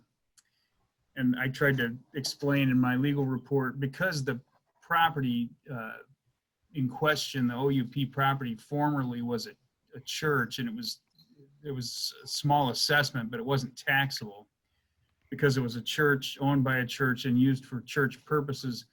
Then the I in TIF stands for increment. So the idea of a TIF is you've got some value, and then a development is going to add more value, and the difference is the increment, and that's what's available for possible rebate or use in other ways. But in our situation, it's a rebate TIF. So when you start with a property that's not taxable because it's a church, well, then all the value, or nearly all the value, is increment. And that's what I tried to explain in the developer's certificate, which was part of the 2015 agreement, is filled out, and it's kind of a math problem. You come up with the current valuation and apply what you think will be a rollback and multiply by 95%. And that's, so 2029, the first resolution concerns the city's ability, if it desires to claim the other 5%. It's a 95% rebate TIF. The council previously took action to permit the city to say, okay, 95% at max goes to the developer if the council says so, and then 5% could go to the city if the council says so. And the projects that are identified for the city to use those funds, which amount to about $35,000, a little bit more, are the Olive Court improvement project, which you've talked a lot about tonight, and the upcoming Melrose improvement project. So that's what 2029 is. It's a fund shifting, so to speak. It's for the kind of the books, if you will, of the city.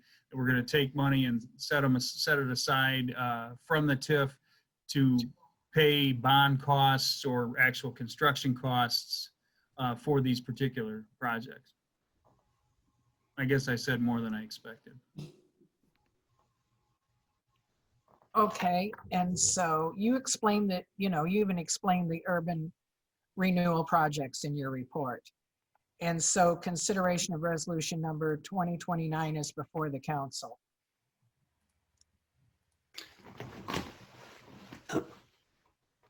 Do you need a motion, Louise, or what? Yes, I do. I'll make the motion. I don't think this is something we can not approve, actually. I'll second. Okay, motion by Casey, second by Bobby. Discussion. Roll call vote. Okay, Swales, Sorry, you Doug? broke up. You say me? Yeah. yes. Aye. Okay, Cook, Aye. Moore, Aye. O'Sullivan, Aye. Scott. Aye. Motion 2029, or resolution 2029 carries. Okay, then we have consideration of resolution number 2030. Steve, did you want to explain that a little bit? I really already have. This is the annual, what's called the annual appropriation to the developer. So this authorizes the rebate of tax revenue for OUP that's collected in 2021, 2022. 95% of that amount to be actually paid over to the OUP developer pursuant to the agreement reached in 2015. We need a motion. Second. Motion by Bobby, second by Casey. Discussion. Roll call vote. Cook, Aye. Moore, Aye. O'Sullivan, Aye. Scott, Aye. Swales. Aye. Resolution 2030 carries. Thank you. Consideration of resolution 2031. Sorry. Go ahead, Steve. Yeah, the only thing I was going to say, this is just approving a report that's required by Iowa law to be filed with the Iowa Department of Management anytime a city or a county has a TIF. And if you looked at the attachment, it's a Department of Management driven form, and we just report what we've done in the past year. So that's what 2031 is. Motion. Okay, so 2031 is before the council. Is there a motion? I'll second it. I'll motion, yeah, and Doug second. By Bobby and second by Doug. Yep. Okay, discussion. Roll call vote. Moore, Aye. O'Sullivan, Aye. Scott, Aye. Swales, Aye. Cook. Aye. Resolution 2031 carries. Thank you. Now we'll go to building, zoning, and sanitation. And Casey, it is okay to take the third consideration here before your report. You bet. Third consideration of ordinance 248, amending ordinance number 110, rental housing code with respect to short-term rentals. And Steve wrote about this in his report. This is the third consideration. Is there a motion? I'll motion. Motion by Bobby. Is there a second? Second. Second by Casey. Discussion. We don't Okay, really have a roll choice call vote. on this one. Oh, you wanted to say something, Bobby? We just don't really have a choice, so, right? Troy did. Not much. Yeah, so we need to vote on it. I'll motion. We already have a motion and a second. Okay. Okay, any further discussion? Okay, roll call vote. O'Sullivan, Aye. Scott, Aye. Swales, Aye. Cook, Aye. Moore, Aye. carried.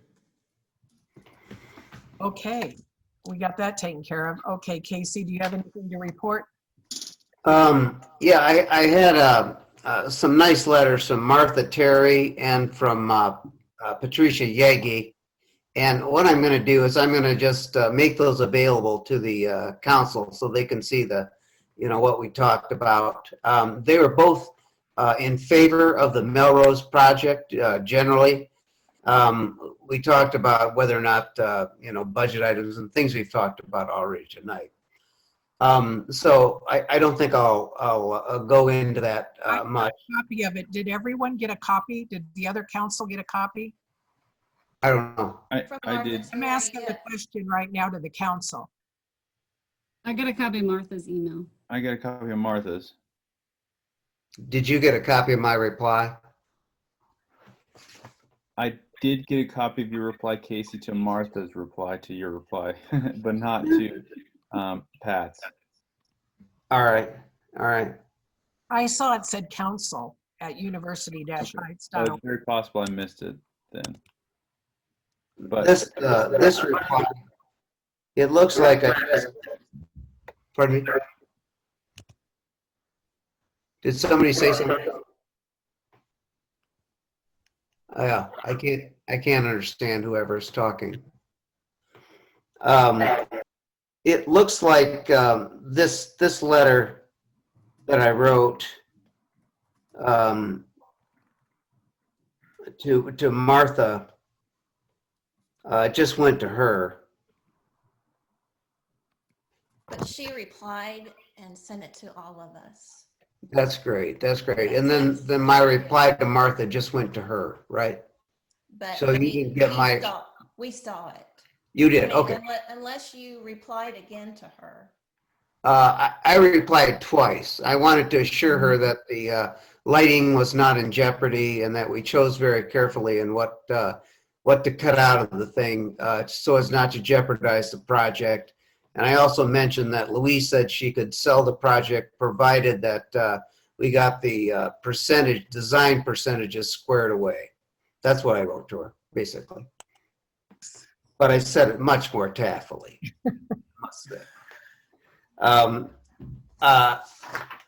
Moving, I think we can move on. I have a letter that's for the fellow counselors and University Heights residents.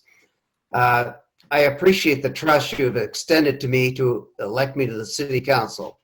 I find that I do not have the patience or temperament to serve you in this regard. I have appreciated the opportunity to learn how the town operates, but being 68 years old and disabled, I think my time could be used more effectively elsewhere. Over the past 10 months, the council was forming a joint opinion, thereby giving staff clear directives, what we considered most important and what we can afford. Without this type of planning, I argued that we were subject to the vagaries of the many issues that would come before council without the ability to assess their relative importance, to weigh them against our priorities, see if they fit our budget, and include, exclude, or delay. Keeping your eye on the ball, our eye on the ball, is perhaps the most difficult job that we have. I find that positive and fruitful interactions are more important to me than antagonizing the council. I am concerned that my criticism would soon devolve into animosity, and I value those relationships more than council matters. Please know that I appreciate your service and look forward to interactions with you over the next few years. I will always be an advocate for the council and the difficult work you do. My resignation is effective January 1st, 2021, in order for you to find a more suitable alternative. Now, I gave Louise a heads up shortly. I've had quite a bit of time to think about this, and I really appreciate working with you, and I have tremendous respect for the work that you do. I know how difficult it is, and trust me, if you ever need an advocate, I'd be happy to be that. Thank you very much. Casey, I guess you really decided to resign. I did. On behalf of the city council and I want to personally thank you for your service to the city. And, you know, you've contributed a lot in discussions, and your expertise was very good, greatly appreciated. You will be missed. You will be missed. Thank you, Louise. I appreciate your patience and your even-keeled temperament. Well, I think with this, we need to put this on the December 8th agenda for discussion.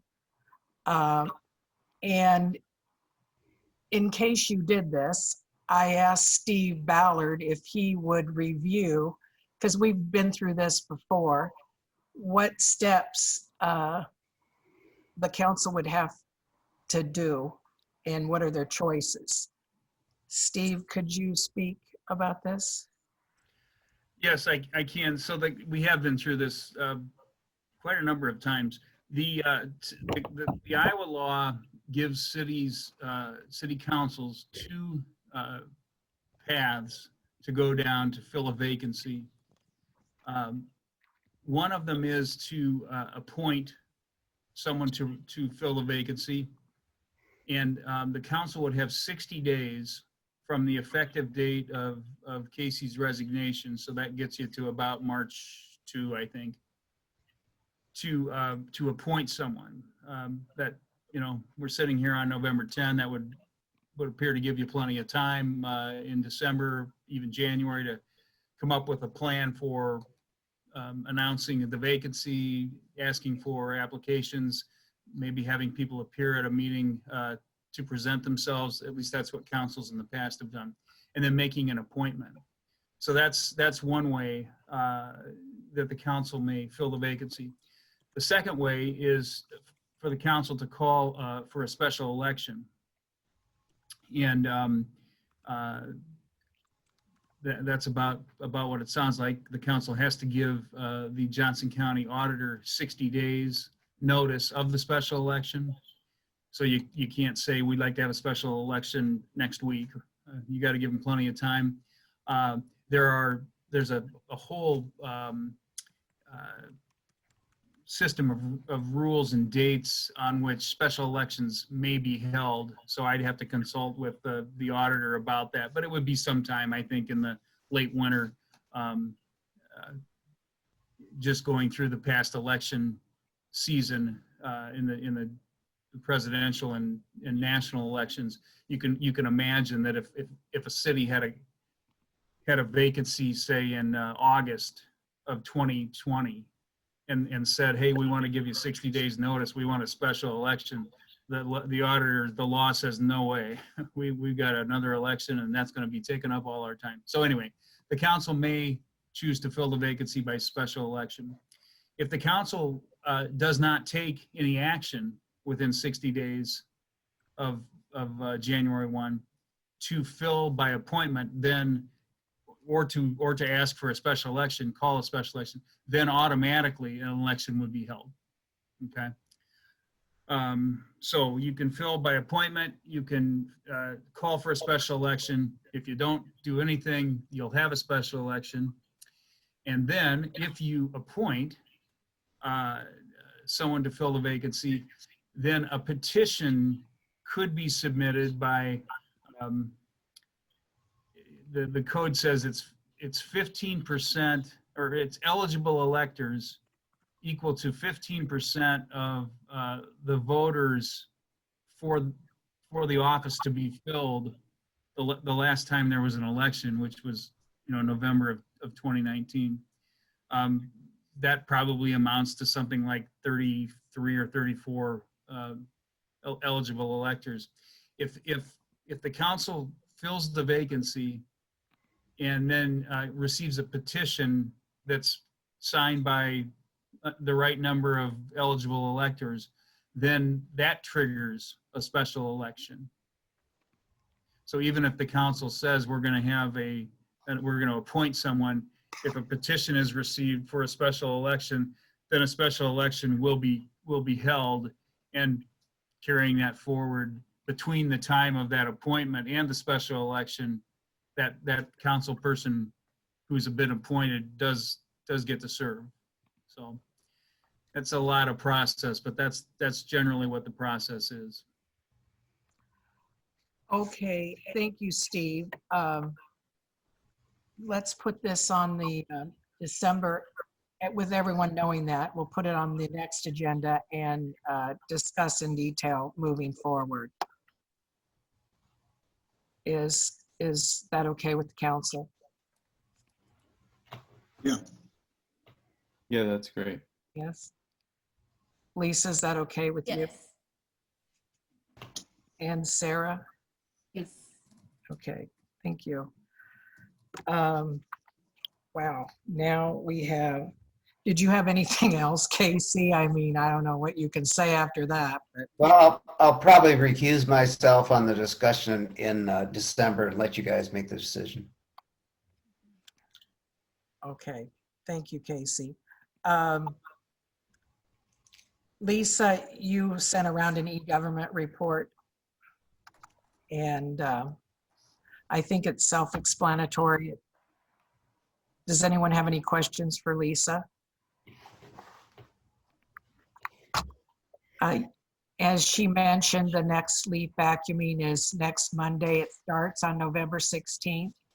And it, depending on the weather, it could go all week long, but they only pass by once.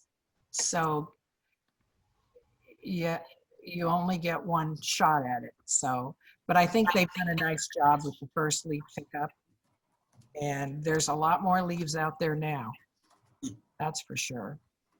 It's hard to judge when the best time for leaf pickup. This was obviously an early drop of leaves, I think. Last year, we did it closer to Thanksgiving. Good thing we didn't this year. Then I just wanted to talk a little bit about COVID. You know, there's been an uptick of cases in Johnson County. It's like really rising. And the governor had an 11 o'clock conference today, and Troy gave me a summary of enhanced public health measures, and I'd like him to send it all to the council. You know, it's just a quick review of what the governor is saying. This is effective tomorrow, November 11th, or at midnight tonight till Monday, November 30th. And it talks about highly recommending masks and what to do with social gatherings, with sports, with restaurants and bars, with service establishments and things like that. And then Mayor Tiggs called me today from Iowa City, and the joint entities meeting is going to happen this week on Thursday at 4:30, a Zoom meeting. I usually attend, but if anyone else wants to attend, of course, I can send them the information. The joint entities, the school board, the board of supervisors, all want to get together and discuss what would be next steps. Troy and I attended a Zoom meeting today with community leaders and press that was done to really make everyone aware that I think the number one thing out of it was wear a mask. Wear a mask inside, wear a mask outside, wear a mask. You can do a lot if you wear a mask. Would you say that was the number one thing, Troy? Yes, and then they also stressed that Thanksgiving gatherings and probably Christmas gatherings should be limited to household family members. I mean, they really discourage people from traveling, even within families. Sucks, but that was the recommendation.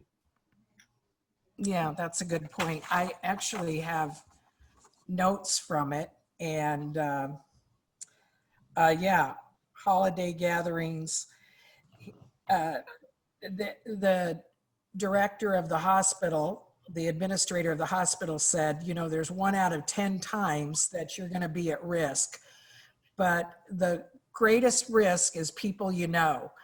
And so they all spoke about staying with your own family group for Thanksgiving and not travel also. And so Troy and I will send you information that we get so that you can all see it as we go on. I'm just looking at, I really liked what Coach Jen Jensen said. Is it Jan Jensen? That's her name. You know, she's the assistant coach or the assistant head coach to Lisa Bluter for the women's basketball team. And she talked to us like we were athletes, you know, and I loved it. Put together a team, the most successful when your whole team buys in, they accept their roles. Every day they, any role you have, whether you're sitting on the end of the bench or whether you're the Megan Gustafson or you're the Luca Garza, you're the star. We all have a role. And that role is to wear a mask. I really, you know, she stressed that. But anyway, we'll send on, Troy sent this, because if you read the governor's, it's like, how many pages was that, Steve? Like 40 pages? It was a lot, yeah. And I went, very expensive. okay. And then Troy sent this summary that's like 1 page. I just sent it out to all the council members. And if you'd send that out, I mean, and be aware that we really have to be careful during these times. It's a real big uptake. And we'll send you information as we get it. And are there any questions? Just a real quick comment in lines and along with those lines. Yes. What our council did last meeting, the tailgating restrictions, is squarely in line with what the governor is asking for right now. So again, everybody's in step, and that's great. It's that lack of consistent messaging that I think is hurt us before. But I did forward the summary to each of you, so you should have it in your inbox now. Thank you for adding that. I thought that while they were speaking too. That was right in line. But anyway, are there any other announcements? Hearing none, the meeting's adjourned by unanimous consent. Thanks everyone for attending. Thank you.